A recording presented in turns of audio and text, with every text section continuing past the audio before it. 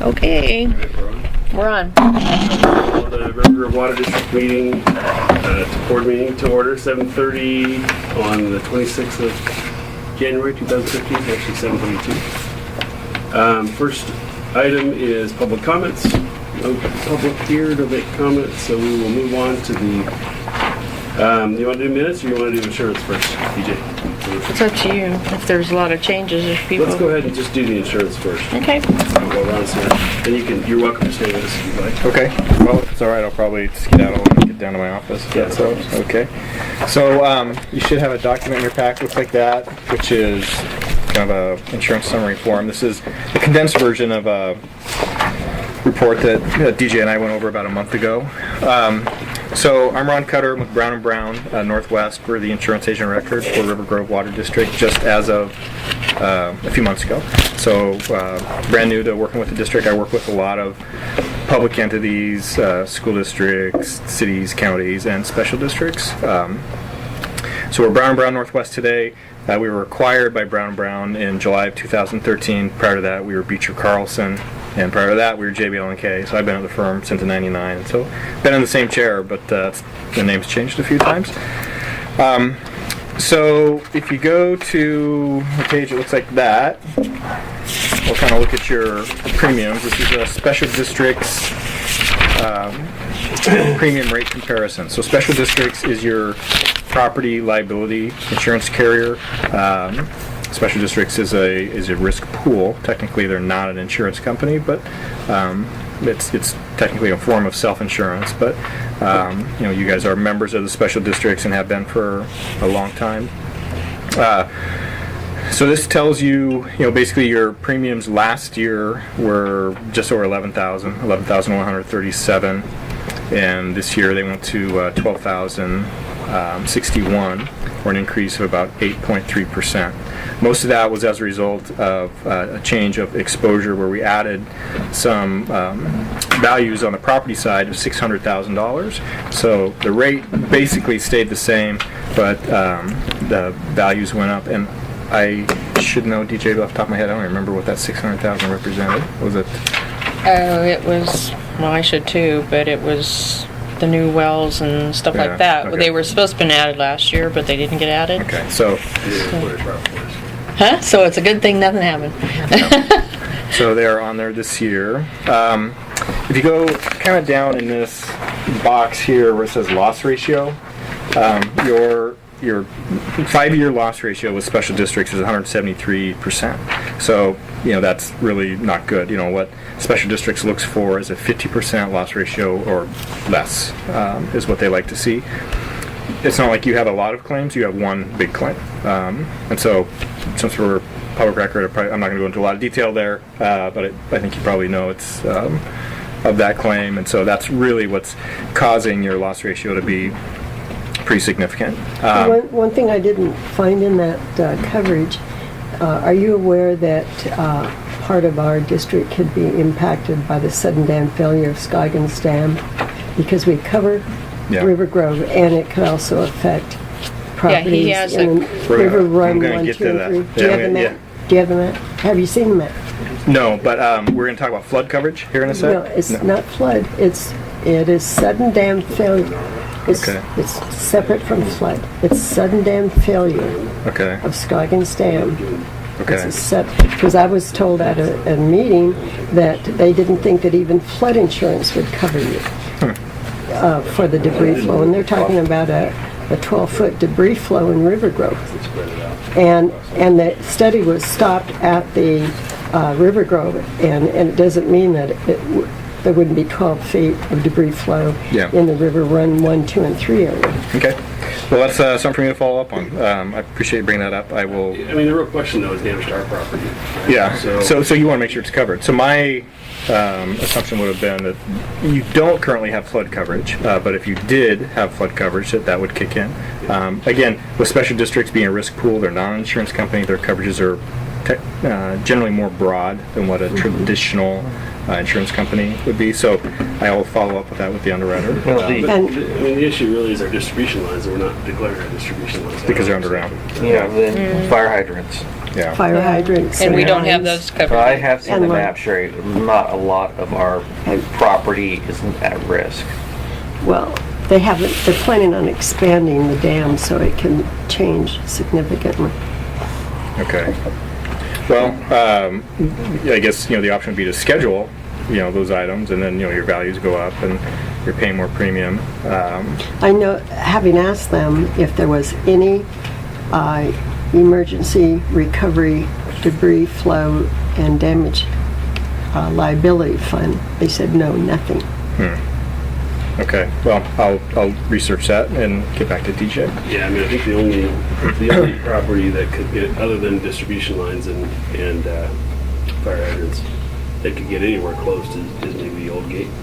I mean, I don't know where that, because that's above the canal there. Yeah. The reservoirs aren't going to be at risk because they're 500 feet elevation. Yeah. If the old gate property gets flooded, we've got bigger issues. Yeah. Floods all the way up there. Yeah. So then there's also, there's always, this is not a good option, but it's an option nonetheless, of FEMA. To the extent if there was an event like that, the feds declared it a disaster, then you have FEMA funds available to you, which a lot of my public entity customers sort of rely on that, particularly when it comes to earthquake. Some of these school districts that have many, many millions of values in buildings, they can't afford to insure all that, so they're kind of buying some quake coverage and relying on FEMA after that. So that may be. So Ron, I don't think we can buy NFLP, National Flood Coverage. It's got to be a on building. distribution lines. Yeah, it's got to be a building. Yeah. 4 walls and a roof. Because we have some flood zone stuff along the 12, and I don't even think we have much in Yeah. terms of distribution. Maybe the one going down. Down in Dogwood. In '96, when we had Yeah, the big the big flood one. problem, there were a lot of our systems are on septic systems, and there were some backup problems, and those who had flood insurance were covered because it was part of the flood issue. Yeah. Okay. All right, so that's kind of a snapshot of the premium. Like I say, premiums went up, but it's because your exposures went up. The rate generally stayed the same, which is good because special districts did not penalize you for that 173% loss ratio. They look at that one claim as, in the industry they call it a shock loss. It's kind of it's an outlier. It's not a pattern of things that's happening at the district. It's just kind of this one weird deal, and they're not going to slap you too hard for that. The next page is just a breakdown of the premiums again in a different format. Your liability, auto liability, and so on, property, quake. Like we've talked about, you currently, well actually on the next page, this is a summary of your property coverages. So total limit of liability of $3.9 million. With a $500 deductible. You have a $250 deductible for your mobile equipment. And so if you go kind of down to the bottom here, you see you've got earth movement, or that's earthquake, full values. So you're fully covered for earthquake, but the next line, flood, no coverage. So if you decided you wanted to add flood coverage, we could do that for the same amount, cover all your values. Special districts would add that for an additional $934. So I don't know that that's a huge exposure for you, but nonetheless, since we're new agent record, I wanted to make sure that you number one, knew you didn't have flood coverage. Number two, if you wanted it, it's $934 to add that. The next page, these are just your sublimits on the property policy. I think they're generally pretty self-explanatory.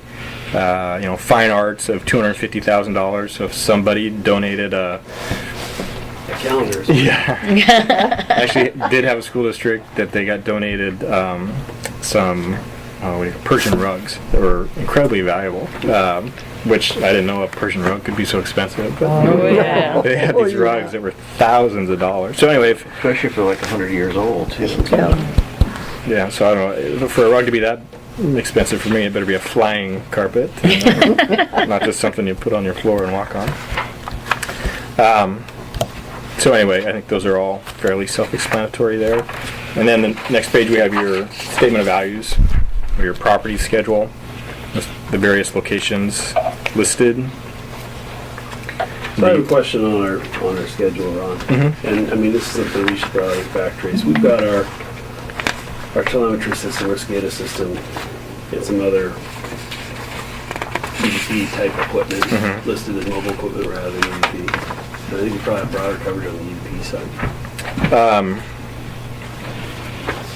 Yeah, I mean, the telemetry equipment, if is it mobile? I mean, so is that equipment that you're taking from site to site? Or? Some of it is. I mean, there's some components of it that we can remotely Yeah. monitor, but really the telemetry system's fixed. Yeah. Right? If that's the case, it probably should be on the statement of values on the property side, rather than the. And we got a lower Marine. deductible on the mobile equipment side. You do, yeah. It's a 250 versus 500. But you guys broad coverage of it. Yeah, you're right. Yeah, actual cash value, on the in the Marine replacement cost on that. So yeah, it would behoove you to move that. So we can do that. So what location is that? Is it multiple locations or? It's multiple. We have one at 4100 Old Gate. That's where the main control PLC is. We have one at 3600 Southwest Olson Court. And also, where is it? 18815 Southwest Hilltop Road. Okay.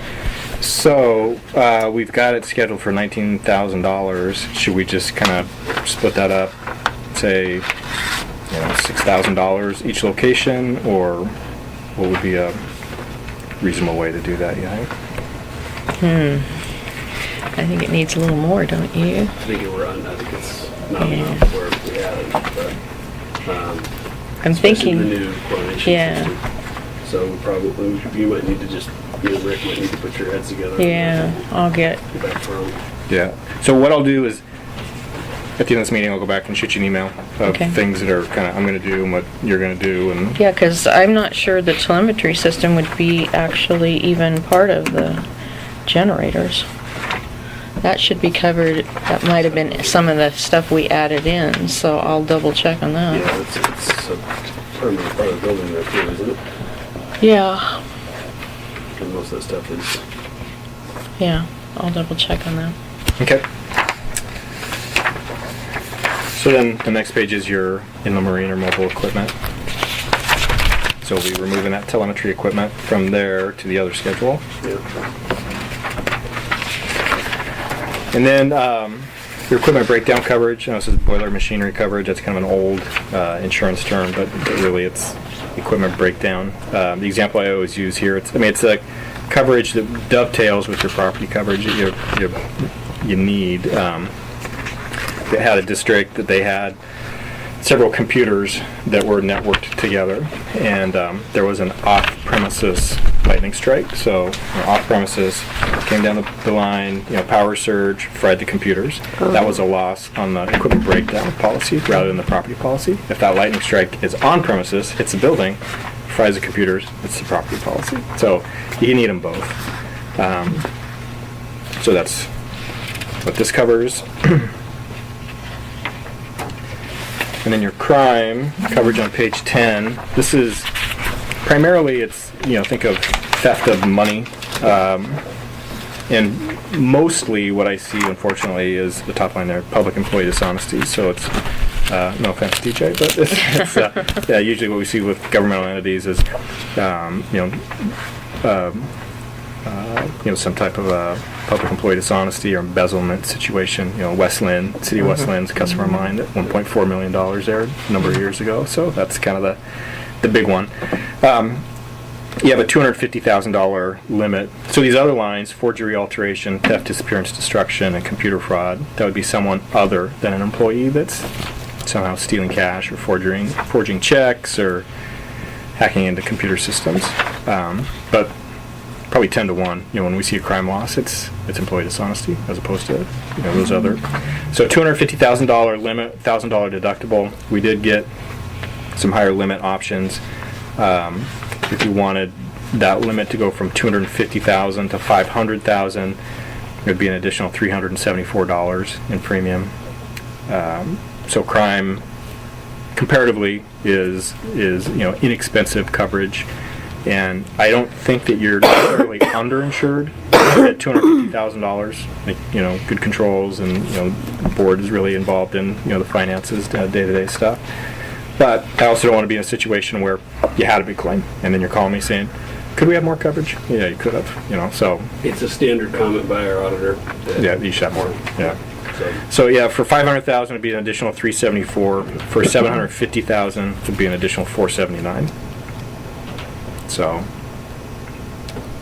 So when you say the comment by the auditor that we are underinsured on that point, they look at cash on hand or whatever it is that they look at, and they compare that to our employees' dishonesty limit. is that Polly Rogers? Yep, Yeah. Yeah. right So, now. the reality is that for somebody to walk out the door with all of it, we'd have to be asleep at the wheel. Yeah, I mean the probability of that ever occurring is next to Yeah. zero. So just a little color on that. Polly Rogers was the auditor that was on City of Westland, and so after that happened, they got really aggressive and recommending higher limits crime limits to all. Weren't they fired though by the mayor, and that kind of opened the door on it? I'm not really sure what all happened there. I mean, I kind of remember it, but it's Details of stuff like that. I think Dodds fired them because they didn't like them snooping around the books, and that opened the door to the fraud. Yeah, there was no internal control going on there at all. I mean, it's just sometime we have more time, I'll tell you the story. But it was it would curl your hair, trust me. Like the Estacada Fire Department. Yeah, same thing. That $1 million. was That's Yeah. $1 million. They had Well, that was all they ever acknowledged. True. Yeah. How much But was that, 9 million? No. Estacada Fire was over $1 million. City of Westland was 1.4 When was million. it? Clackamas County had the woman who was tweaking with her tax returns. I don't remember that one. I don't think, and was stealing money that way in the treasury. She would do some playing around with the rounding errors, and she was cutting herself a separate check every couple months and stole tens of thousands of dollars. In the Don't get any big treasurer's ideas, office? Dan. Yeah, that was years ago though. Oh, okay. I was going to say, can't imagine Sherry allowing. Oh no, she was. Sounds like a movie. Yeah, it was literally the same no, idea. it was a bad thing to do. Yeah, it was like she was. I really needed that money. She was like literally, and she was doing it off of everybody's, taking that remainder and putting it into a separate account. And Well, so the fact is, Yeah. for under $500, we can go up to $750,000 if it Right. if it makes sense, right? So we should consider that. Yeah. As we lead up to the- well, DJ gets close to retirement. She's really looking to ring the Yeah, bell. she retires real quickly. We'll, Yeah. we'll wonder. Hang on a second. Okay, the next page is your general liability. So this is, liability incurred by the district. You have a $5 million limit. So the way that's set up, you have a $500,000 primary limit and then a $4.5 million increased limit of liabilities. So total limit per claim, $5 million. No deductible applies to any type of a liability claim, except down there at the bottom, the employment practices liability. Special districts is getting very aggressive in making sure that they're involved early on employment-related claims. So it'd be harassment, discrimination, and actually what they're most concerned about is wrongful termination claims. So before any employee of the district was fired or terminated, special districts would like you to call and talk to their pre-loss legal folks in advance of that termination and get their, okay or check the box before you do that. If you choose not to do that, then you have a $25,000 deductible if that person comes back and sues the district for wrongful termination. So-called SDA. Call. Yeah. Call, but he's saying follow what they say. Yes, call to. and follow. Call and follow. Right. Yeah. So, question for you, Ron. Increased limits of liability, that's just a GL thing. That's not Yeah. excess or No. above. So No, it's just the way special auto's districts- only 500, that's all we've got, right? No. The same limit applies to the auto liability. So $5 million. Okay. So I for missed that. I didn't all see your that autos on driving the around. page. Yep. Yeah. So the limits. So it's an excess. It's the way special districts, the way they just, provide and procure their coverage is primary limit 500,000, which is their self-insured retention. Right. So then they have, A shared limit. yeah. So after that, it's basically Genesis. It's Gen Re is providing that, but that's all behind the scenes to you guys. And is it excess over the employer's liability as well? Yes. Yeah. Like a regular excess? Yeah.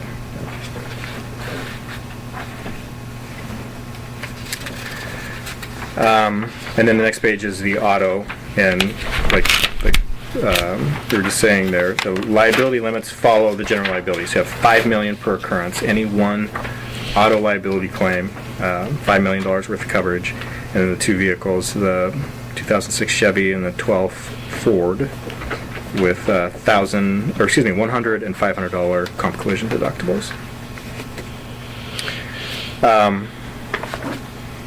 So that is the insurance program. The most common question I get in these types of situations is, on the liability side, as a board, are you guys covered? Yeah, you're covered.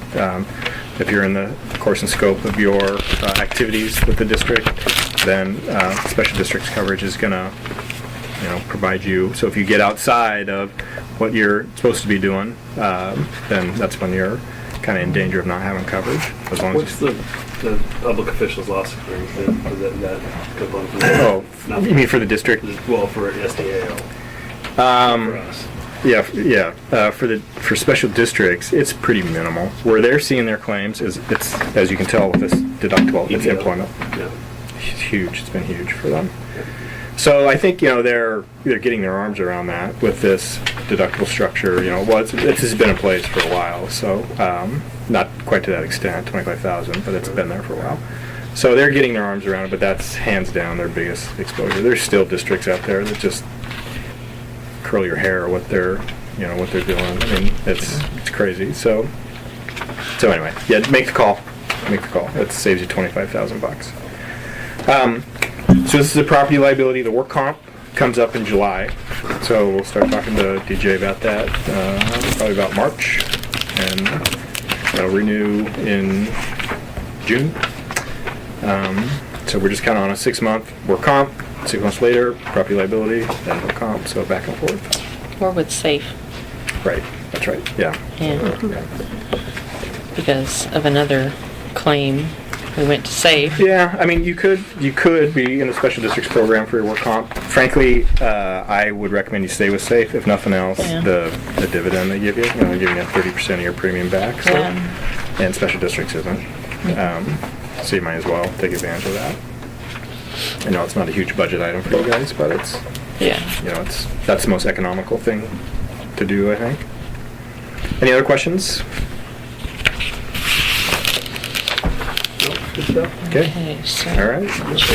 Well, thanks for having me. Yeah. I move that we add the flood insurance coverage. Okay. We've got a motion for flood insurance. Do we have a second? Second. So we will go on. How about the crime limits? We've got an interest in increasing the limits. What's our 500 or something. We're at 250 now. Okay. 500 would almost cover, but not when we start saving more money, so, Almost cover. yeah. So it's 500 plus the 250? So it's 750, or is it just No. 500? Yeah, so no, so you're currently at 250, and so you're currently at 250, and this is your premium, 641. Okay. If you bumped it to 500, your premium goes here, and it's an additional 374. Okay. If you go to 750, it's an additional 479. 750 is over. Page 7. 750 is more than we need. No, I know. As far as I'm concerned, 500 is more than you need, I but, think 200 you know. or 250 is fine, personally, but just wanted to. But I could be telling you that just so that I can steal it too. Okay, with the two- I'm just kidding. With how much with how much money we or how often we look at the books. Yeah, I agree. I think we're fine there. We'll just have to listen to Paula Rogers complain about it. When we have more money, we can go back and look at it. The next year. It's something that I'll bring up every year. as your agent of record, I bring up these options for you every year. So just because you pass on it today doesn't mean you don't get another Here shot at we're it. talking about DJ stealing. We haven't even brought up, the young dad over there. Gotta save for college. for his I saw a kid. new car in his garage. I don't know. What were you doing over at his house? That's Yeah, I was impressive. over there. Just kidding. Okay, so I'll send DJ an email just kind of summarizing things we talked about, and if you have any questions. I do have the question, so you'll cover the Skygens Dam debris flow Yeah, so I've got a note damage here, issue? sudden dam failure, and coverage for that. Again, that would only cover 4 walls and a roof, right? Well, that's NFIP coverage, that's the National Flood Insurance Program. So this is flood coverage through special districts, which is, again, that's a little broader, so I need to follow up on But that. it is only going to cover what we've declared. Right, it's gotta be on the Right. schedule. And we haven't scheduled our transmission and distribution lines. So we would have to add, miles and miles of pipe in the Yeah. ground that we've never done before. Yeah. And hydrants. I work with one entity that's insuring underground pipes, and it's sewer down in Lane County, and they have it's 60 million worth of underground pipes. So they're paying a hefty premium for that. But that's out of 150 public entities we work with. Well, are they sitting in a floodplain? That's, A part of it, yeah. The Willamette runs right through there, so they have some they're in flood zones, in and out. Do you cover 12 and Fire and Rescue District? TDFNR. Because they will be impacted even more greatly about Yeah. the Skygens Okay, Dam. well, good. Well, it's good. I should be researching You that. should, So it's Scoggins? Skygens Dam, Okay. Hag Lake. Oh, okay. Hag Lake, All right. Well, that's my little research project for today then. no. Okay. Well, thanks everyone. Thank you. Thank you. Send the stuff back? Nope. Okay. I don't want He brought our treats. Oh, yeah, thank you for Well, bringing thank it. you. Yeah, you're welcome. Very nice of you. Dan can take it home. John, did you? He's gonna have to. Hopefully everybody will start. All right. Thanks everybody. Thanks, Ron. Thank you. Let's go back to tab 1, the minutes from December 14th. Any comments? How come I talk so much? You were on there a lot? Yeah. I was too. You made a lot of motions. I did. Yeah, you were moving. Yeah. Moving and grooving. solving problems. Doggone it, I put Chris moved instead of Commissioner Roth. Eh, Okay. I do not have a problem. I think you contact people like that. Yep. Then I put it up here, Commissioner Roth. so- All right, so do we have a motion to approve the minutes? So moved. Have a second. Second. It's been moved and seconded that we approve the minutes from December 15th. All those in favor?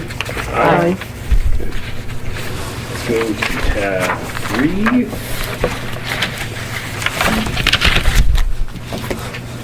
Is this just information for us? Well, you said that, Didn't we already agree to give them the money for it? well, you really didn't till we knew exactly how much it was. So now you know it's $491. Are we gonna go ahead and pledge that to? I think we should. I think it's a worthy fight, personally. Yeah. The SDAO breakfast a couple of months ago talked about the franchise fee, and that is a huge issue, getting bigger by the moment. That cities or other governmental agencies cannibalizing each other. And as the letter says, there's largely no limit. So, So you wanna move on that? let me get the value here. 400 and You wanna round it off to 500? that's fine. I would move that we send $500 to the Special Districts Association to defray some of the costs of their legal fees over the franchise fee issue. Second. Moved and seconded to contribute $500 to SDAO's fight for legal defense of the franchise fee issue. All those in favor? Aye. We pay any franchise fees now? Anybody? No. So and we're mostly exposed to the county, probably, right? Maybe Rivergrove. Rivergrove and Lake Oswego. Rivergrove's not smart enough to figure that out. Oh, Sherry. Yeah, sure, they're poor, I guess. Yeah, she cut wind of that. we'd have to try to find some way to offset the cost. There's got to be a legitimate fee, doesn't it? I mean, where we're sharing right-of-ways or something like that. Yeah, I mean, they do get fees from like Verizon and. Oh, do they? Yeah. Franchise fees for some of the Yeah, they do. utilities, They yeah. receive some. Okay, so then we treat us like any of those Yeah. private Yeah. utilities. Yeah. Yeah, but I've been reading that. Like they say, it's interesting because we are like a pseudo-government agency or a government agency. Yeah. There in the law it says one government agency can't charge another government agency, and all this. These judges are overturning that. It's this home rule doctrine. Well, just Right. looking at this issue, I thought, gee, what if the water district started charging the fire districts each time they connected to your Good idea. Yeah, there you go. fire hydrants? Revenue enhancer. I move that we ride this wave while we can. You know, The tsunami is coming. we'd have to come back and say, okay, well, we're going to charge you for all the customers that were within your jurisdiction that you could be serving water to, and we're doing it instead. So we'd have to start playing stupid political games. Yeah. Well, think about Oregon City and the county. Oh yeah, with the fiber. Yeah. Yeah. Well, that was a weird one because they issued all the permits, said it was okay. Yeah. Then came back after the fact and Yep. threw a franchise fee on the county that was higher than Comcast, and then really it's like, and you go and you look at the people who made those decisions, and it was a lot of. It's our rate making. Is there any way to pass through unforeseen franchise fees I don't to know. customers in an assessment? I do not know. Because it might make sense to put an ordinance in that says if we get a franchise over our contingency or something Yeah, like that, we have to yeah. pass through special assessments. And some processes might be, you might have a private water company or like in Canby, I think they have a private electrical utility, you know? So Yeah. there's all kinds of ways that this could go and expand and, Well, I think like like Verizon or Frontier and all that, they do pass the franchise fees on to the customer. you know. Yeah. Directly? Directly. Or is it assessment? I mean, so This it's is not, direct- it's not it should within be- the rate, it's a separate. No, it's a separate. You should, if you look at your bill, you should. Well, not you're in the city of Lake Oswego now, right? But look at your bill and see. The franchise. Yeah, because I had to call PGE because they were charging me a franchise fee for Lake Oswego, and I had to call them up and say, hey, I don't live in the city. I think if you look at your cell phone bill, there's so many stupid little. Yeah. Yeah, you probably just don't even look Yeah, at but it. yeah, there's Can't figure out what. there's a franchise fee in there too. Yeah, It's- so there is. Yeah. Okay, so let's We just pass it on. But I think it'd be interesting to find out if we could do that, if we had to pass an ordinance to give ourselves authority to make an assessment for franchise fees. At least we can protect ourselves. Let's Yeah. say if we want to do that. But Yeah. And you could probably only charge it to that district, area of the district. right. And we, So that's a So billing. yeah, in the city. Yeah. we're still playing Gina here. She's That's it. That should be This the last last one. Yeah. Okay, so do we want to go into executive session? Yep. Let's adjourn the meeting under ORS 1. Okay, we're back on. Adjourn the executive session. We're back to the regular monthly meeting at 8:32. Wow, look at that. Exactly an hour after we started the first go-around. Okay, so let's move on to tab 5 in our board books about comp time. Would that be executive session too? Not really. No, it's policy. Okay. What I did, because I know that we are doing less than what others are doing, was to just put a forum question, and you can see in all the responses that, basically we're getting 4 hours for one person watching it 24 hours a day, and it's a certified person, and so I'm, as far as use of, I didn't get any, Sean asked to get costs, I don't know of what you meant exactly. Did you mean my home internet or something like that, or what did you mean? No, I guess what I'm, well, yeah, I mean, a part of your home internet. I guess the question is is the district fairly compensating you and Rick for that 24/7 on call, including everything that takes, your home internet service, so because you're in your Wi-Fi, so you're looking at the telemetry system, et cetera, et cetera. It's more than just your time to sit by the phone, or not that you sit by the phone, but it's any other expense related to it, I guess. So I'm not sure what all those expenses are. We'd have to think about it. Well, I really... Gas, if you drive here, obviously, that kind of stuff. We drive here, but it's a 4-hour minimum when we come here, if we have to come here. If we don't, then it's nothing. It is 4 hours of compensation. We're not giving you the IRS, whatever it is now, 57 cents. No, a no, mile no. Or anything like that. No. I think that's the reason it's 4 hours, Yeah, you so know. that covers it all theoretically. Okay. And One of the points that Oak Ridge makes, and I think it's a good point, is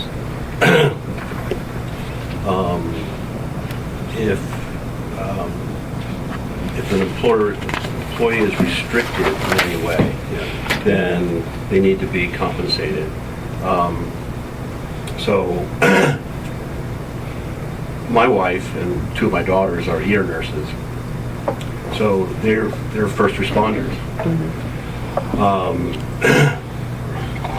The way they work it in the hospital is they get paid $4 an hour while they're on call, and then when they get called, they're at time and a half. But there's a report time. They have to be able to be there in 20 minutes. Right. So what if they're not? If they show up too late, are they docked in some way? Well, you still get the $4 an hour for that? Well, that's a good point. So you can't be on vacation and be on the call at the same time.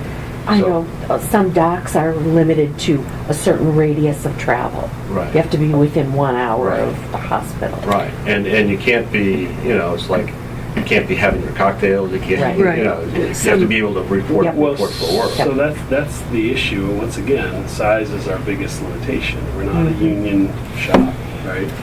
We really only, I mean, are you certified, DJ? yeah, So you and Rick are both certified. yeah, both So we have level 2 2. certified people that could respond, right? And it's a little bit of a package deal since they live on the same roof. So, But what would happen if they were in Hawaii? Well, we would that go with our on-call service. yeah, we have We an have on-call service. So, yeah, I mean, we could get Dan certified too, I suppose, if we wanted to go through that. So, walk me through that. If they are in Hawaii and someone calls the on-call service, what happens? It goes to the person that we hire for on-call, Which has been Jonathan. which has been Jonathan from Meter Readers, Okay. But he's gone now. but he's gone now. But Bruce, who reads our meters, is taking his place currently. So we have somebody. I have. Where does Bruce live or look? Real He close. lives down on Childs and. So what would that person, let's just say, a pipe breaks or something, that needs attention right away. You're in Hawaii, right? And we call meter readers. Are they really going to be able to, how are they going to respond to that situation? They're given a list of all our contractors and numbers and contact people, and when we go out of town, we always call and make sure Sam from Gregory Pacific is around, so that he Right. knows that we're leaving, and and we tell him who will call him in case something happens. So at that point, would any of the commissioners be notified that there's a problem? No, probably not. So, And we Because don't they just receive take- that information so when the you're, so we don't flow know. is that they call the water district line. The answering service answers. Some customer says there's a water main break and my house is flooding. Answering service do they know to call the on-call? Mhm. So they call the on-call person, somebody gets dispatched as quickly as they can, and they turn a valve somewhere and stop the flow. So- Right? You're on call all the time then, aren't you? Pretty much, except for when we do go somewhere. Right, exactly. And that's what I'm saying, is that's really the contingency plan, is what happens when you're not available. It would be helpful, I think, for the board to receive notice of your plan. Well, why, When Well, you take what are off. we gonna do though? Well, that's, I mean, Yeah. but basically, that's the question. If a pipe breaks, and we're calling the meter readers, and so they're immediately the project manager. Yeah, I personally don't want to know. That's public official liability. Yeah. We don't, I mean, we're not trained on how to operate the system. None of us Well, are we're not certified. saying that any of us would So- touch the system.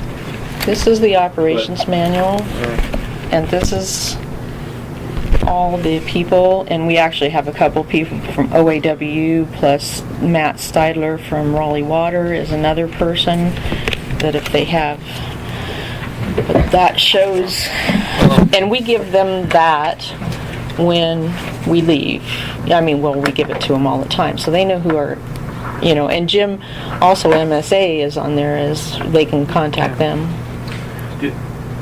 So I know when I'm school bus driving, and I'm taking my break at LOJ, they have fire drills, they have earthquake drills, they have all kinds of stuff. So, which is the, and we have a fire drill. We can do a tabletop exercise here where we get everything we figure out. I mean, it's, and I'm going to learn how to do that in April. yeah. Yeah, I'm going to Emergency Management Institute for a week. I've been hearing on the radio Concordia's program on Emergency their, Management. whatever they call their degree program, which is kind of interesting. So. And what we do is we don't go an hour away, and we don't drink, and that's any of the students or anybody else that, we have somebody overseeing the students, but Well, I mean, so what if Highway 30 is shut down and, there's a major fatality and they shut the freeway down for 4 hours, and then that's when then we the go pipe Cornelius Pass. breaks. Okay, so you have other ways. Oh yeah, and then just up Dutch Canyon and go over Dixie Mountain. Is that still an hour away? Huh? Is that still an hour if you have to go all the way around the Mulberry Bush? Cornelius Pass is probably faster. It just depends on the traffic. Yeah. And how are you going to respond in an earthquake? Jammed up with 30. Yeah. You're gonna have all these supposed there's so what many, if, what if. There's so many ways to get from Scappoose into the Walton Valley. Yeah, there is. I'm just trying to, what's the critical failure, right? Which is we have our 14-inch main breaks, and on top of Olson Court, and every house down below it is getting flooded, and so nobody knows where the valve is except Rick, and he's stuck in traffic. Well, they all get all these maps and stuff, and What would it take to get Dan certified? well, he'd have to have 6 months experience. Well, it depends on what he gets credit for his education right now. Would you be interested in doing that? It's something that we talked about a month ago. Because so personally, I feel more comfortable having our employee taking care of these issues instead of a contractor. I agree. So I'd rather, TJ and Rick are in Jamaica. You're traveling a lot. And, and Dan, Show in Jamaica. Well, we had to deal with Mary Jo doing a lot of calling to these people that, that like if there is a break, she would call very, very specific too. because I'd rather have it set up where I mean, he would be, then he'd have to, once he had enough of the education credit, I mean, I don't know if he'd have to go out and take any of the water quality stuff out there, but he would have to take a test, then he'd get the water distribution 1, which you have to have a water distribution 2 to be the responsible operator here. I think it's a worthwhile investment, personally, if Dan's willing to put in the time for it. Based on this Oak Ridge comment, I guess what I'm thinking of is 24/7, and your math of adding up all the hours, DJ, and clarifying with the other guys. I'd rather cut up the week in some fashion that says, here's, maybe during the week it's the on-call guys, and you're only on the weekends or something like that. I mean, we split it up so that we're not encumbering you and Rick's time 24/7. What on-call guys? What do you mean? Well, the There's- readers. But if you hire them, it's $45 a day. I know, we haven't got paid for it. I'm responding to this comment of being restricted in any way. We got a lawsuit about that, and not that, hopefully you guys aren't planning on suing us. But it's also not really fair to you, to encumber you 24/7, that you guys got a leash to this place, and you can never go anywhere. Yeah, that's I mean, unless you really, that's what you want, I guess. No, it's not what we want. It's never what we want. Yeah. But let me say that with putting Dan on call and his minimum experience, and if we're in the area, we're going to get called anyway. Yeah. You know that. Yeah. So, I mean, it's not something, that's why we depend on people that are in the But, area, yeah. I mean, of the expertise that have been out there and done that. But what we need is a sustainable response for the future too, right? And if, Dan may or may not be part of that. Nobody has a crystal ball for Dan either. But I think we got to be thinking about what works now. Maybe 24/7 works now, even though it does kind of put a leash on you. And what works, what can we do 20 years in the future with the district? What's the best setup? I think of moving towards more flexibility is always a better choice. I mean, so he may not be able Well, to. I did ask Dan to find out. Did you figure out what it would take? What you would get credit for? Not what we would get credit for, but there's different paths to get there. One way is a mixture of experience and what do they call those, CPEs or whatever, CEUs? Continuing CEUs. education. Yeah, so going to different educational things, and then the other path is going through the schooling program. So is there an exam for each of these levels of certification? Level 1, level 2? Yeah. Would you need an operator 1 level then? Too. Well, he'd have to Right. get 6 months of actual, can't stay in here and Yeah. get any credit for that. Yeah. You'd have to go out and do things. So what happens if, let's think about that. So if Dan's out doing things, if Dan's shadowing Rick or something, what does that do to you? And that restricts me. And I end up doing probably his job, part of it.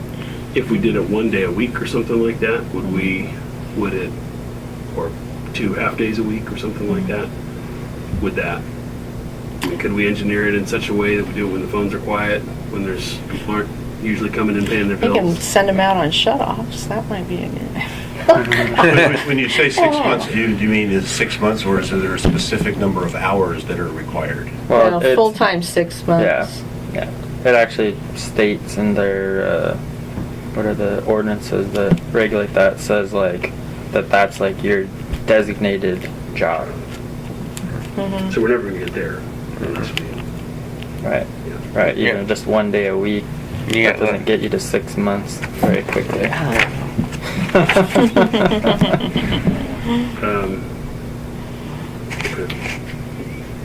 Yeah, Well- send them out on shut-offs. That sounds good. Why don't we,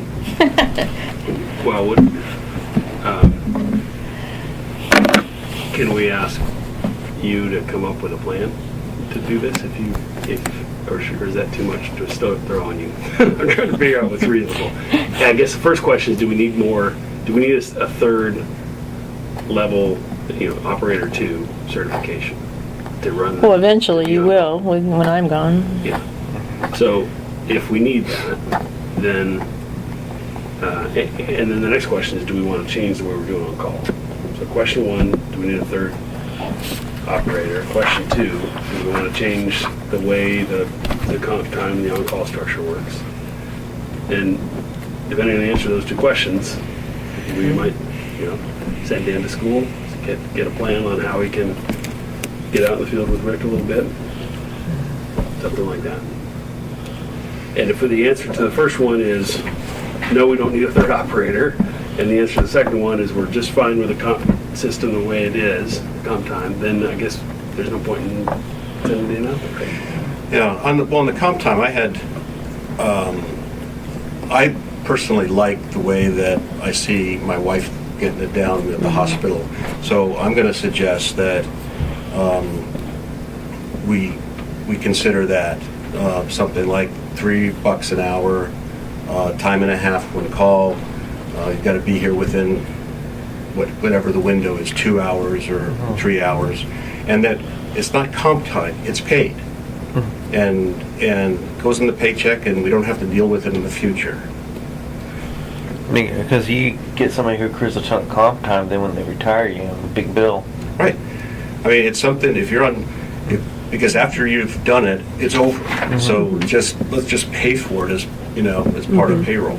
Well, so So I do mean, you if want you're to? looking at DJ's math here on her post on December 17th, 168 hours in a 7-day week minus 40 hours, we've got 128 hours that we were currently doing, which is 24/7, 7 days a week. So if we're going to pay them $2-3 an hour, It'd be better it's just. 128 hours. So It would be better to pay the $45 $45 a day is what I'm saying. Yeah. So either, that's why I say we should consider a mix of, DJ's on call for these 3 days, Rick's on call for these 3 days, the service is on call for those 2 days. Let's Figure the week out, and that way, then we can quantify it. put the. It's easier in planning our budget too. Yeah. Let's give the weekends back. Friday, Saturday, Sunday.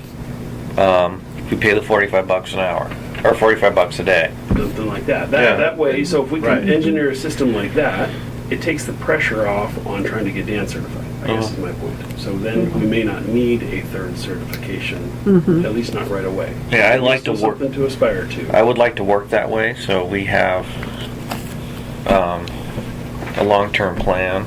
So if Rick gets accidentally, hit by a TriMet bus, we have it's. Well, so if DJ's the on-call person and Rick decides to tag along with her, that's Rick. I mean, unless he's we got to figure that out. Just given our unique circumstance, if Rick goes and turns the valve, do we owe him time and a half? Oh, yeah. Because he showed up. You showed up. should. Yeah. Well, if you take the basic 4 hours, if it's done within the, never mind. I don't want to say that. 4 hours is what you get on call out. If it takes more than 4 hours from the time I left my home, then I get paid over. Oh, okay. Okay? But up until then, I just get basic 4 hours. That's what we're It strikes doing. me that the system we have right now will be a hell of a lot cheaper than what we're talking about for the district, right? Because we're giving comp time for it. But we are restricting them. Right. And Yeah. So the question is, one of ethics, is it fair to restrict them for, Well, let me talk it over with Rick, see what he would want to do. And then, what was your first question was, do we need a third operator? And then do we need, to change the system that we have now? okay. And maybe that's not in the right order. Maybe the second question's first. Yeah, Yeah. Mike Do did we the need to second. change our system is the first Yeah, question. Then The answer to that one is yes. Yeah. Okay. So, Yes, and how, like weekends off and, or 2 or 3 weekends. From a practical standpoint, if the goal is to not unfairly restrict you and Rick,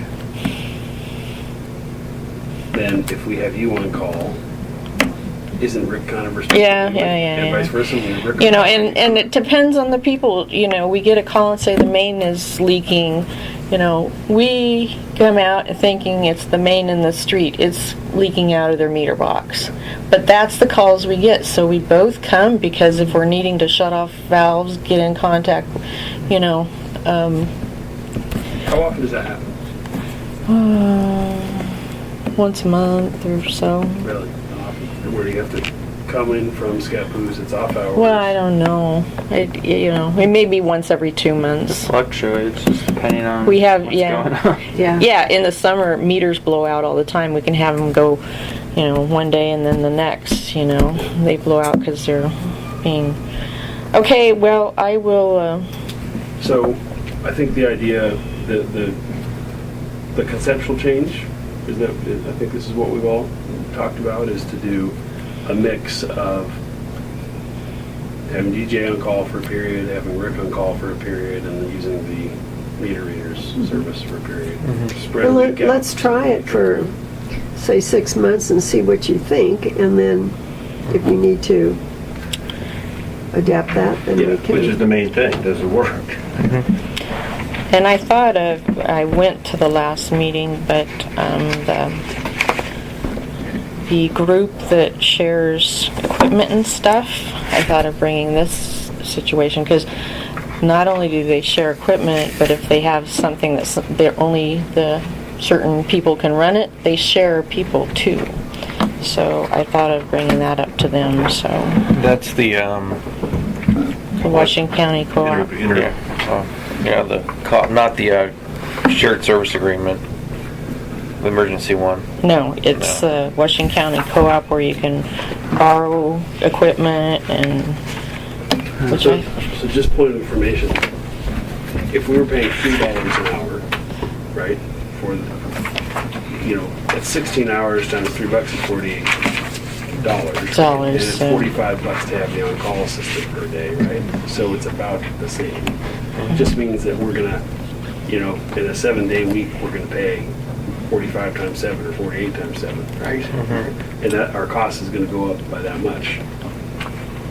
And that's with meter readers, which, as far as I know now, they only have Bruce if he's available. Well, and the thing Jonathan wasn't always available. $330 a week times 52 weeks, that's another 17 grand for the district, $17,500 for the district a year to change our on-call system. So, just to put it in context, it ain't cheap. Might be more fair. I'll talk with him. We'll get some kind of plan up and see what and I'll talk to the sub people and maybe even bring it up at the co-op. And since, Is the guy meter reader, did we say that he is a certified officer? no, he isn't. But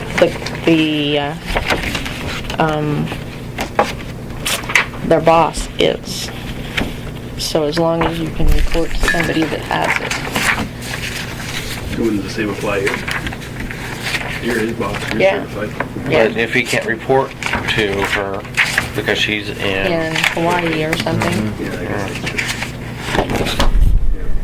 But that, side point, I guess, but I have been wanting to mention it, that we talked about me obtaining these certifications as the point of like a succession planning for the future. Yeah. That's something that I'm interested in.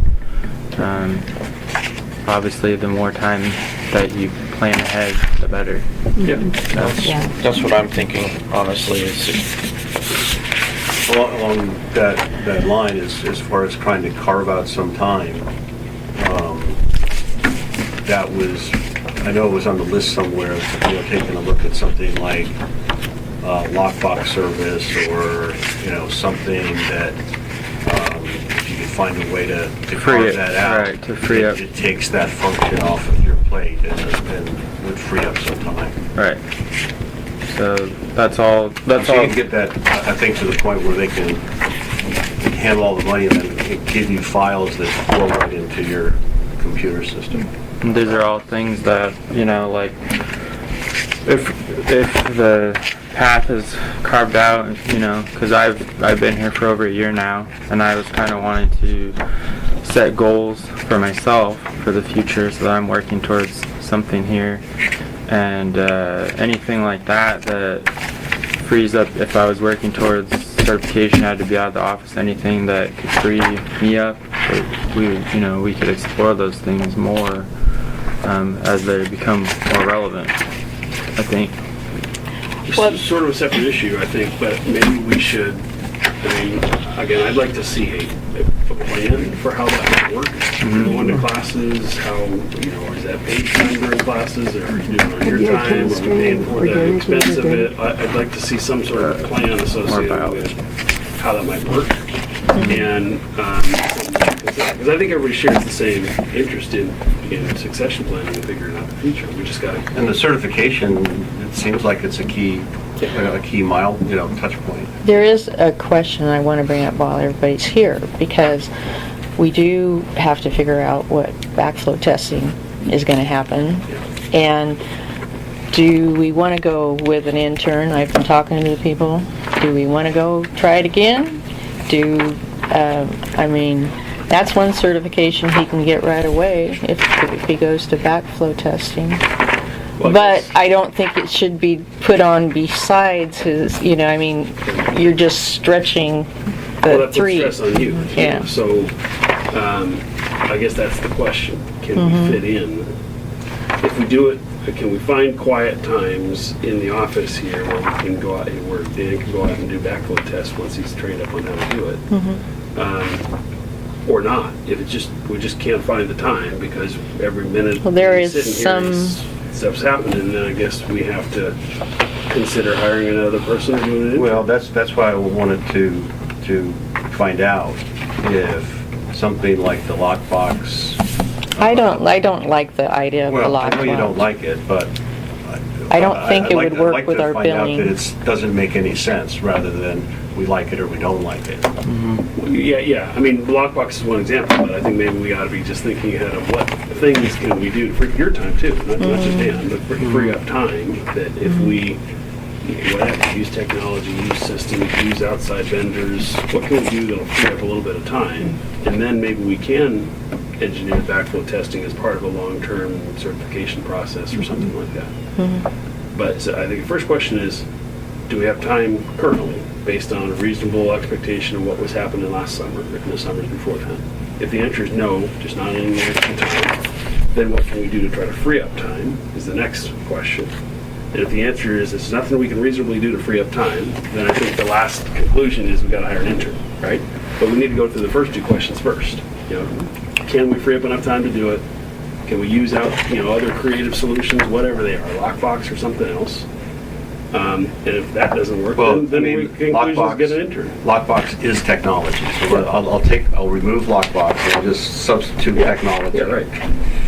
Well, I've met a couple people from Now CFO, which is an outsourced bookkeeping firm. It's not just CFO services, where they can do accounts payable, accounts receivable. You can hire guns and do all kinds of stuff if you want to. So I think there's probably ways to do all that. I think the ultimate structure, the next iteration of our district might be just one person kind of overseeing everything with an outsourced operator and an outsourced accounting department, because we're not big enough to do this. I kind of actually see that as the model, because right now we have the weight on the operational side. We're loaded with operational side, and so now we've got strong financials. So if we can find a way to shift our weight where Dan can maybe use some technology to help him to free up the time he has, and with that free time he can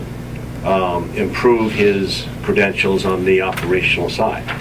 And there's probably like an existing precedent with like Raleigh, I think Water District is operated by one guy, right? So maybe we could contact them and see how they're set up. Well, they have a bookkeeper Or they have a too. bookkeeper. Yeah. But is that an employer or is that an outsourced person?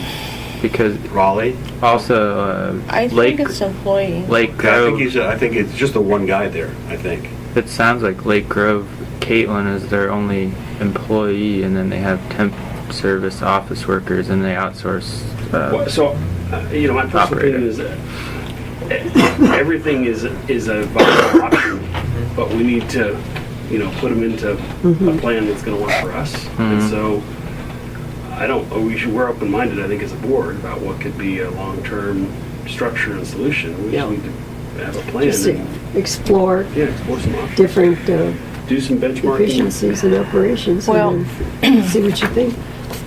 The only thing, if we decided, if the board's open to doing an intern this summer, they kind of need to know by mid-February because they have to go get an internship somewhere.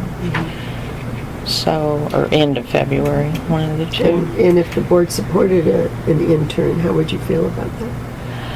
I don't know, I keep always hoping that we can find one that has, some, and the teachers know how strongly I feel about it at this time because of what went on. They're watching, giving me critiques. They were at the January meeting. I saw a couple of prospects, but you can't tell by... Well, I feel like I'm going to be depending on your opinion and advice in terms of what, if you and Rick want to have another intern, if it's worth it to you or... Well, the only thing we thought is that when we are gone, the intern can be around here, help him out, and it is another, we can have somebody overseeing the intern, but they can be somebody that's making it. Yeah, I mean, again, planning is the key in my opinion. If the plan is that we stick with an intern for this year and transition out of an intern in the future through all these changes, then that's a viable solution. We just need a plan. And I think maybe given the fact that it's January and we're supposed to tell them by mid-February whether we need an intern, and we've done it for the last X number of years, maybe we should stick with an intern this year and plan a transition out of that. I mean, my opinion is if we have an intern, I don't remember what we budgeted for it. We need to add unemployment claims into the budget because we just need to expect we're going to get Right, right. So, And you can evaluate, if it helps you when you're here alone. Okay. Excuse me, I'm gonna have to leave. gotta go. Yep. we will vote in the bills voucher. Are you sure you can handle that? You got your signature. Yeah. DNA and all that stuff. So. I licked all of it. I'm done touching it. All right. Too much information. Okay, My so, bills, my bills. So what are we doing with that? If we have to tell them, in February, it's going to be before our board meeting. Or by the end of February, I think. So can we have some sort of a plan for next board meeting? I mean, given where we are, even though, once fooled, twice scorned, or whatever that's called, or however we've gotten screwed by the last couple of interns. Yeah. I would just expect we're going to get screwed by the next. That way you won't be disappointed. Yeah. So That's true. I guess if we're going to go with the intern route, then, because of timing, we should get it. What we should do before I leave here, get an intern, but let the intern know you screw off, you do anything with it, opening up something that you're not supposed to open, posting, or behaving in a way that's not professional, you're gone. Yeah. We're not going to keep you here. It's like, no warning, no. There is no one-time warning. It's, you screwed up, you're gone. And we need to let the college know that we had one guy that got us sued, another guy that was running around doing things that wasn't professional. We're tired of it. Does that fall under contacting the insurance to make sure that they approve of a termination? Because they would be employed It's employed. by... Yeah, No, you we can have- let anybody go. We're not will employment state, but the fact is you can also get a wrongful termination suit from anybody. Yeah. So, I think if we have a claim and we haven't called SDAO, we're still going to pay the $25,000 deductible. Because So- the alternate that me and DJ discussed at one point in time was if you hired the intern through an employment agency, you automatically know you're paying like 30% in addition to the, whatever they charge for that employee, but removes you from unemployment and any kind of... That's a good idea. Yeah, we'll check. See you, John. It might Well, be so worth trying that way. Because you would be budgeting that cost anyway. So. Can you guys get that together for next week? with maybe a recommendation. Yeah. That sounds like a reasonable recommendation. Take an intern, get them through a temp agency. But I think John's right too, which is lay down the law. Have a little come to Jesus session on day one, which is Before zero day tolerance, one. and maybe have some. We have an employee handbook. Maybe we have a field, summer intern code of conduct or something that's A that they clear have to definition sign. of the expectations. Yeah, where we can even lay down the line Initiation. further. Basically. That's only good for dancing. Oh dear. Yeah. So, but let's try to get something in the February board meeting to address that. Okay. If you had the intern, you could have even, 1 month probation and review and then decide, That's a good idea. understand that you have 1 month for integrating and so we'll review at that time any extension.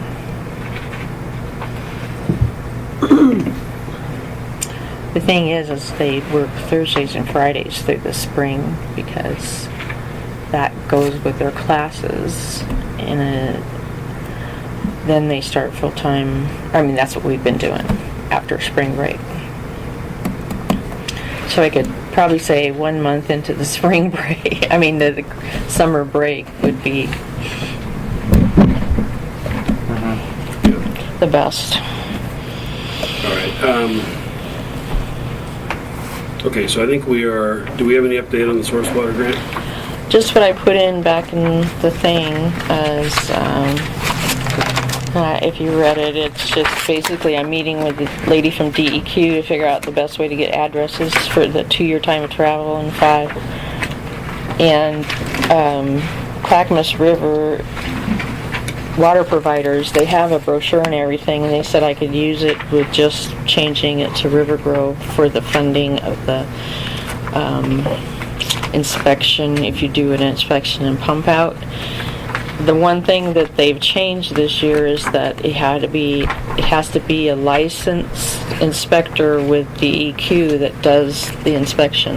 And there is a difference. They have people that just do pumping, and they have people that inspect and pump and are certified. Do we have a list of those people?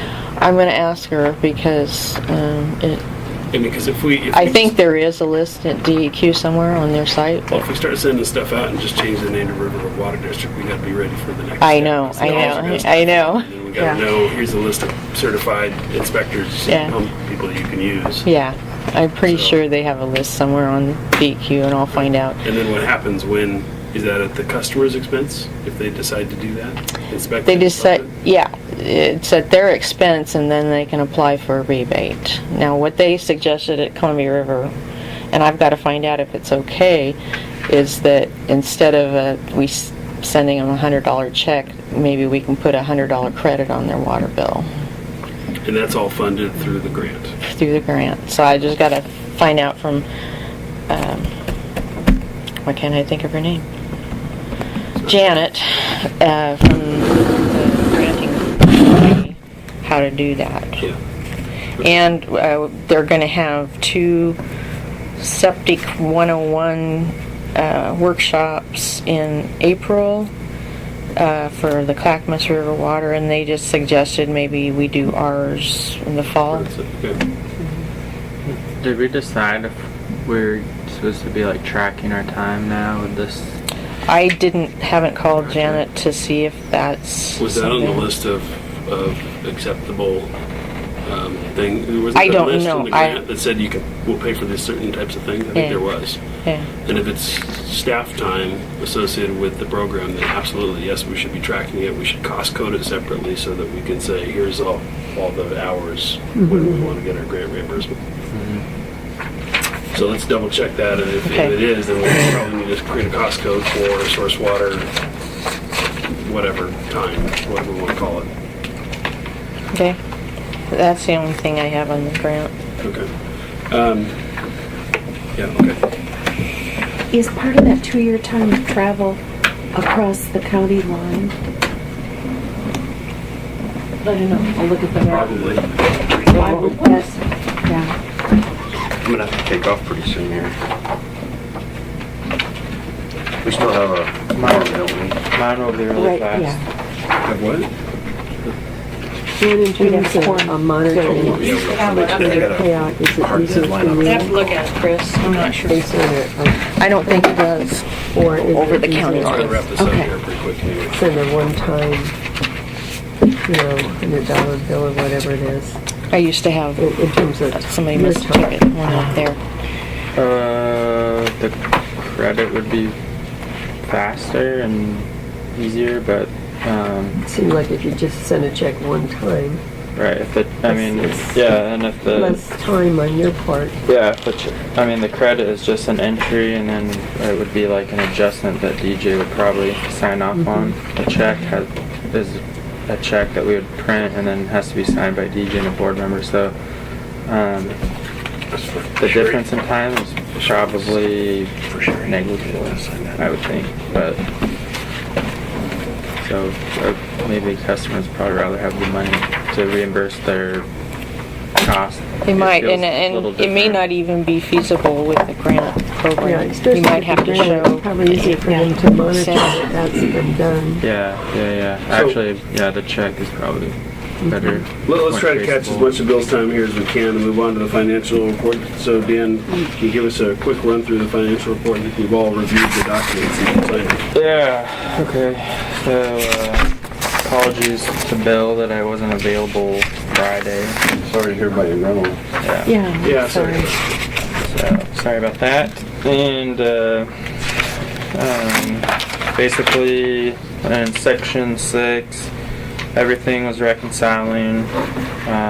Just a timing issue with a deposit, which I thought it could be helpful. I showed the deposit ticket so that you could see exactly the deposit that hadn't hit the bank yet. And it's broken down what portion of that is water sales and the penalty. And we write that on our deposit slip, so that's how the journal entry gets created, off of looking at the deposit slip. So everything's reconciling at this time. It's good. And the water deposits are reconciling as well. So, I don't recall ever having $1,000 in the trial balance. Is that, I mean, $1 million? It seems like a lot.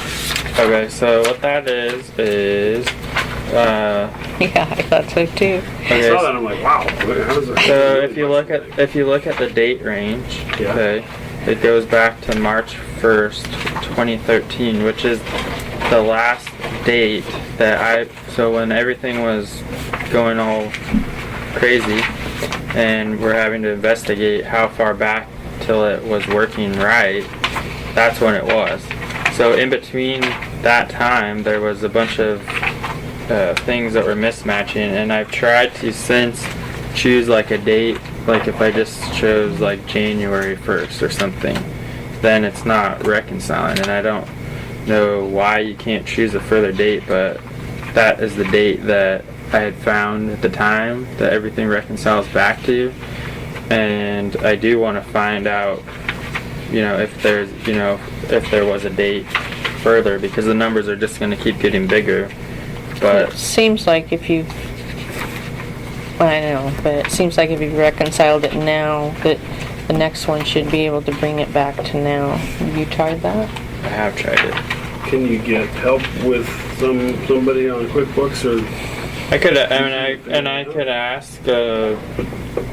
ask probably like whoever we're working with for audit, but right now we're kind of in a weird situation that we're kind of in a interim state. We're going out for audit. We did receive a bid from Polly Rogers and one other firm right now, and the deadline's January 31st. So I feel a little awkward asking them for assistance at this point in time when we're. They're still our auditor though, as of today. Well, they've completed the audit that they worked on, and they've put a bid in for the next audit period, which we're in. Do they have any annual? Okay. So we're kind of like in a Limbo right now. yeah, Well, exactly. So the trial balance report then, it just says as of January 23rd, but that is from March 2013, right? It doesn't say when it starts. So it's pulling the numbers from March 2013 to last Friday. Yeah, I mean, I see that on the March 113 of the profit and loss, but it doesn't say that on the trial balance report, but that's why, okay. So as long as I'm pulling the P&L report and the reports in Kuzi from the same time period, we're reconciling. Yeah. So in that sense, the numbers themselves are not as meaningful unless there was an actual discrepancy and we had to go back and look into a period of time. Anytime that there's a discrepancy in the period of time, I will only look back into the period from last board meeting to this board meeting because I know that it's in there because it reconciled in the previous month. Yeah, I mean, I guess I'd rather, on these reports, I'd rather be looking at a fiscal year if we can. So it'd be nice to figure out if we can get it reconciled. $1 million revenue situation. Wow, $1 million. They're doing well here. Great. Right. I think that the purpose of the report is for reconciliation, not for looking at the specific Yeah, number. But I agree with you. but I do- But we should, but we still should be reconciling on a fiscal year basis. correct. And so we got to figure out how to move that clock forward. So basically, this is just another proof that That we've tied it up. the two systems are Right. Yeah, in Right. sync with one another. So we can, and then we can move it back to a current time. For well, that's my hope. I mean, I want to figure that out too because it's even hard just putting all those numbers in the calculator. But I'll look into it. Yeah, I mean, and if we got to wait until we hire an auditor, that's fine. I mean, it's the good news is it's reconciling, so I'm with you Right. there, but it just would be, I think, but it'd be better if we were looking at fiscal year. Yep, understood. I don't have any further comment on tab 6. Okay. Tab 7. So everything's pretty straightforward here. Per the recommendations in the last board meeting, the form changed slightly. Now has a little description of what the transfers are, which hopefully is clear. Yeah, And thank you. and if there was ever wanting to see, there's also documentation in the board meeting documents to sign, and then Bill also gets a copy of the actual transfers that are done individually. And that transfer, the 4640, is a combination of two reimbursable portions of the rate study, which was in the last one was creating an uncleared balance for, I believe, capital improvements. So that's cleared up, as was to be expected. It just makes it a lot easier to be able to see Yeah. at least a summary of it. And this is more standard. I mean, we did one. I think that last time we just had a bunch of. Yeah, that was rare, but I'll, it's easy enough to do, and I like it too. It makes sense, so that's how it will be. Okay. There's a kind of a long period between board meetings because we pushed up the December meeting, so it was like 71 or 73 checks in the last. Was it 79 checks? So that's quite a bit, but all accounted for in the transaction details. Any questions on tab 7? Nope. Do we have a motion to approve the financial report? I move that we approve the financial report as submitted by. I would second that. Moved and seconded to approve the financial report. All those in favor? Aye. Okay. I guess we've kind of gone through 8 as well, so. Yeah, I mean, tab 8, like we were kind of saying, the year reviewing these in a fiscal year period, more meaningful, obviously. Yeah. So that puts it back into perspective for us. Yeah. I mean, all the reports in tab 6 has only been created basically since I've been here as a way of showing that the two systems are now reconciling. No, I agree. Okay, so then, put back into perspective, instead of that whopping $1 million, we're at 384,000 water sales for the fiscal year. Yeah. Darn. Well, Alright. come down.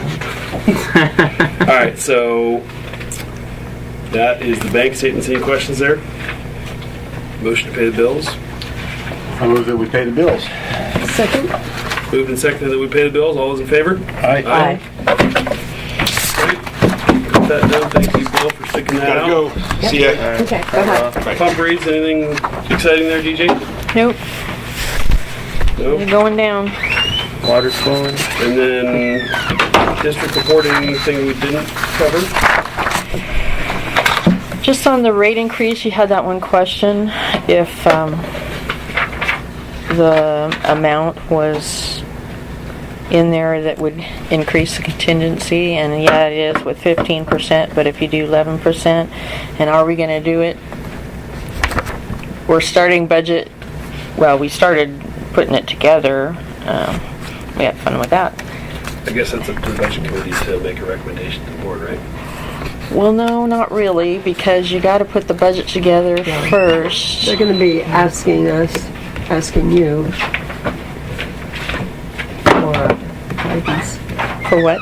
for guidance in terms of the rate increase.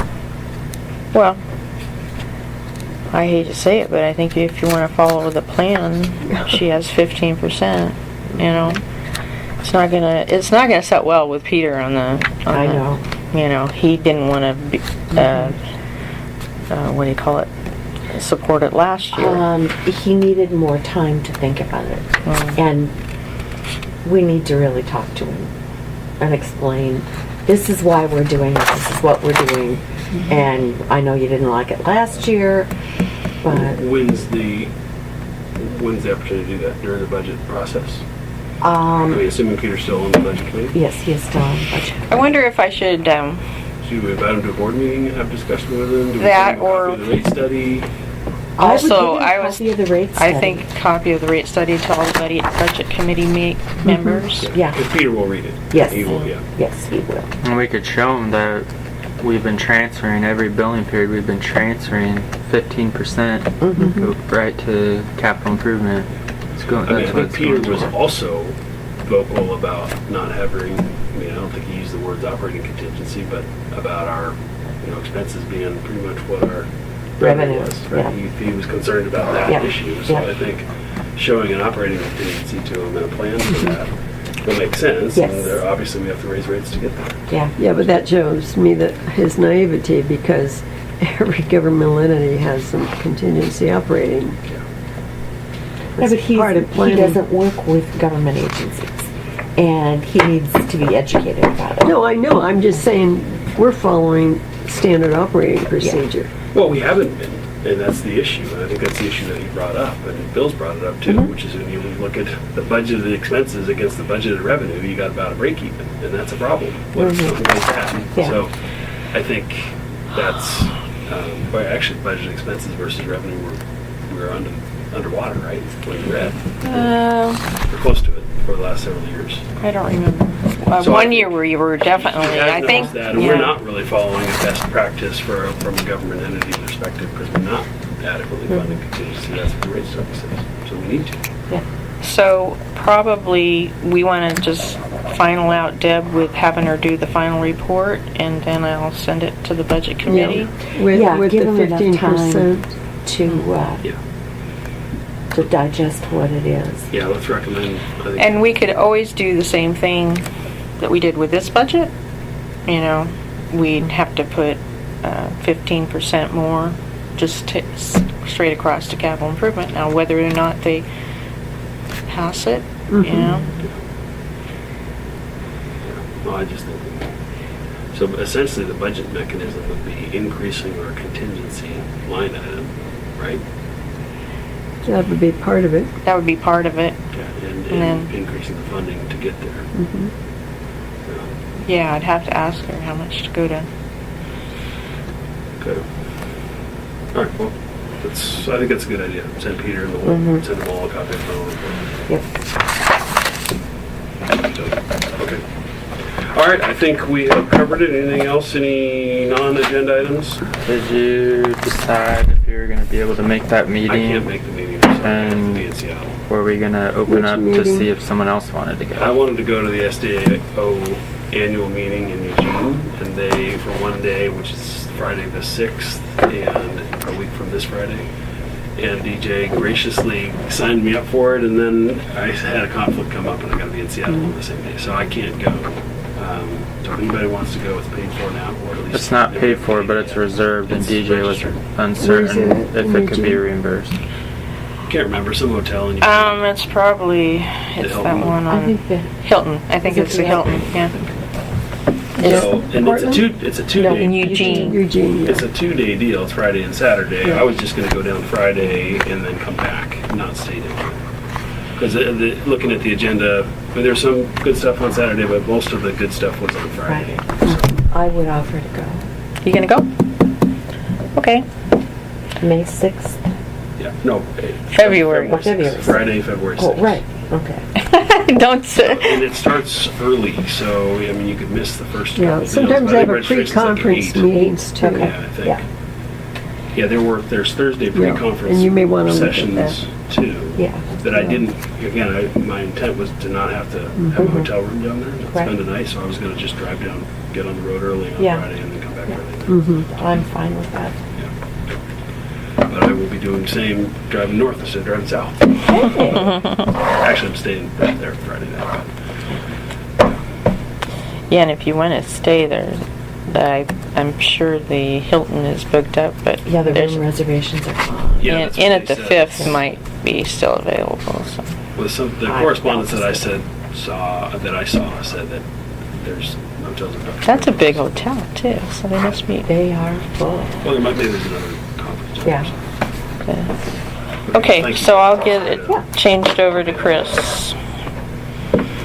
That's Any other commissioner announcements? Staff reports. Stafford is working on their community vision plan. One of the county commissioners is living in fantasy land, and he thinks that there can be development beginning fairly shortly because the county can talk some city into taking the property. That has to become a part of a city before development can occur.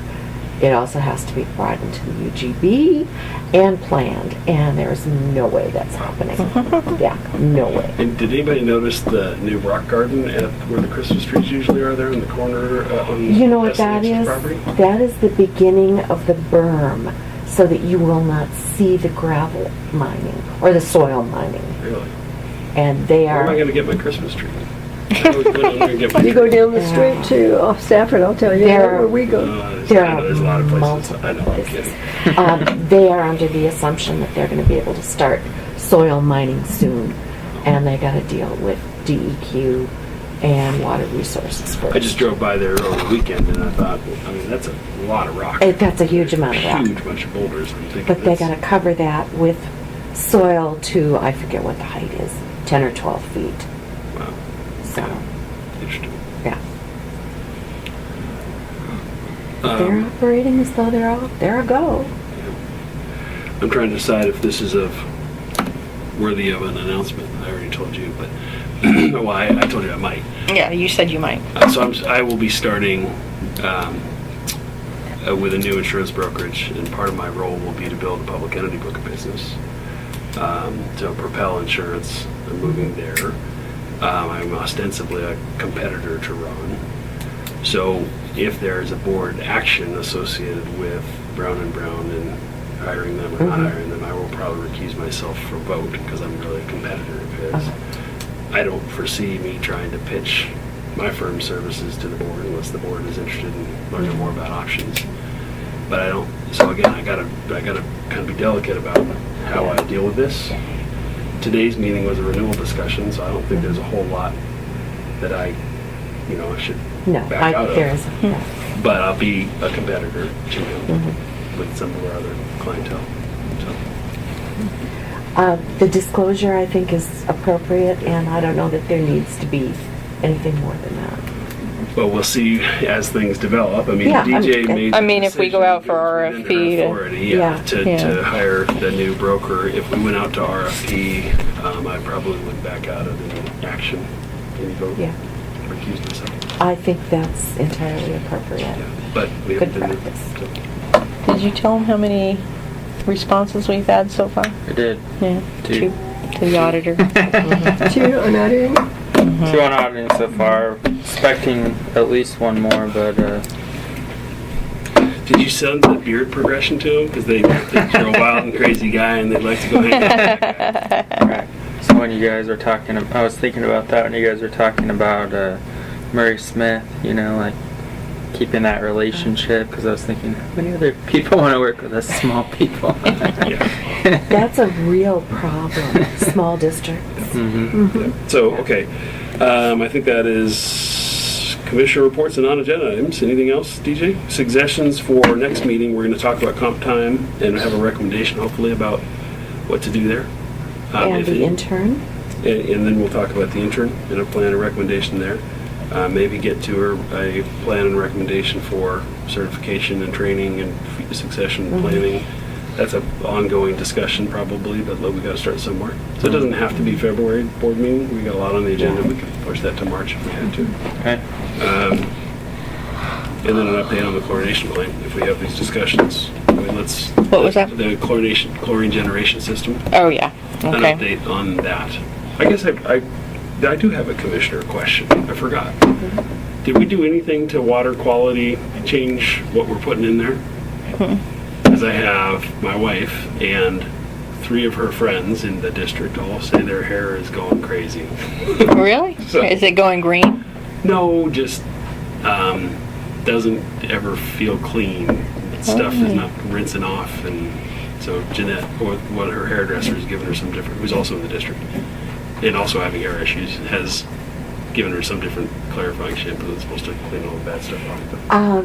It's really hard water, and Yeah. sometimes I think the hardness goes up. Yeah. And yeah, you're right.